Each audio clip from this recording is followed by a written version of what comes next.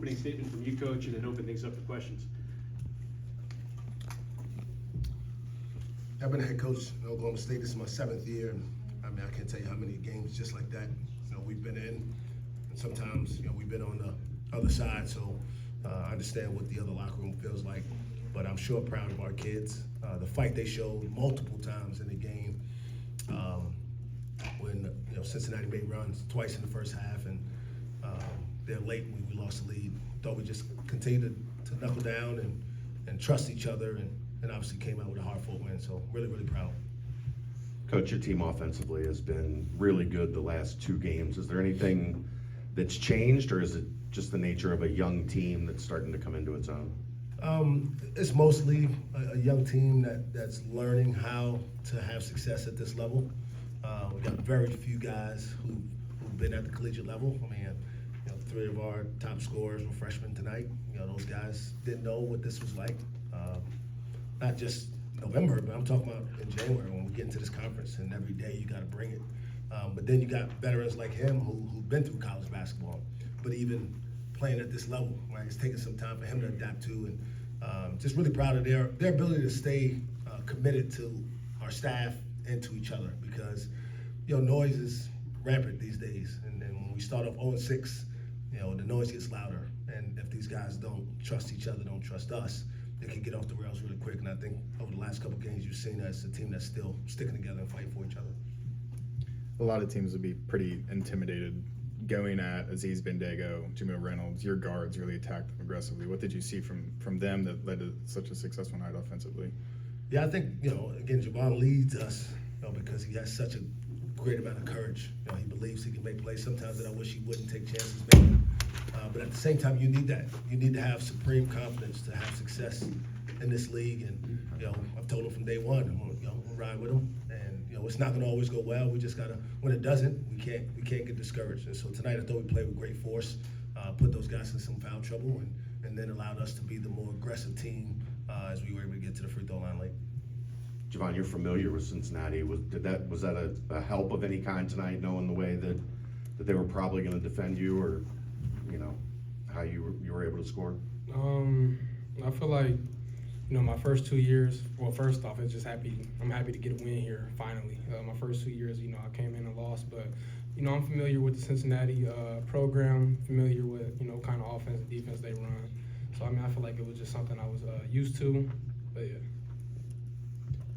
Fans will look at records and say, well, that team must not be any good. But in this league, that is absolutely silly. I'm sure you guys get tired of hearing it. Is that right?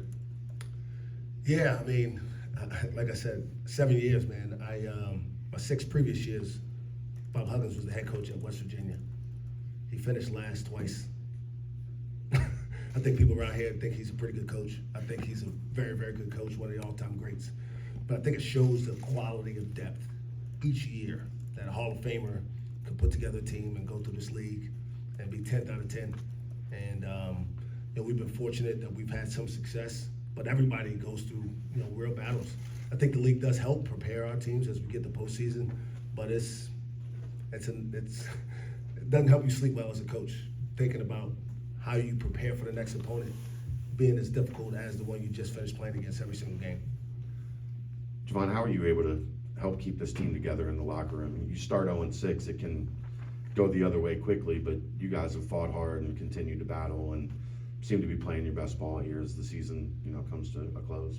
Well, first off, I just think that we tired of losing. We got tired of losing pretty early, even though we started off 0-6. But I feel like everybody just has that belief that we can be a good team and we will be a good team. So I feel like, with everybody just believing that, we'll be a great team that sticks the locker room together. Coach. Williams had a very solid game. Having a guy like Javon on your team and then having Williams step up like he did tonight. How important was that for today's win? Yeah, Q's one of the few guys who've kind of been through this league. And to be perfectly honest, if we were playing this game last year when he was a freshman, I'm not sure I would have felt comfortable even putting him out there. But going through it for one time and seeing it and practicing against it, and now being one of the guys with some experience, he's a guy that we count on both ends of the floor. He guarded Seamus for quite a bit of the game. Even on that last possession, didn't let him get the corner turn to get an easy basket. He's a warrior, and he's a guy who stuffs the stat sheet. Flirting with a triple-double is not something you often see from a guy who's not a top of the scouting report guy. He's not, but he believes in his value to our team and doing a lot of little things to help us have success. Coach, you guys hadn't won a true road game all season. You come into this environment, raucous atmosphere, team playing for March Madness contention. What are you telling your guys to prepare them to say that you actually, you can win the big game on the road? We've gotten a little bit better in each of our road games, and obviously played against, in our last road game, played it, in Oklahoma and led for most of the game and came up short. So what I try to focus on is the process. So we're getting better. And even in losses, as a coach, you got to try to find those things that continue to help you guys understand that you don't just quit when it doesn't finish the way you want it to. And credit to these guys that they've continued to believe in it. We've continued to preach the same message that you keep chopping wood. Eventually, you'll break through. And I'm glad to see these guys reap the benefit of that commitment for over the course of the season so far.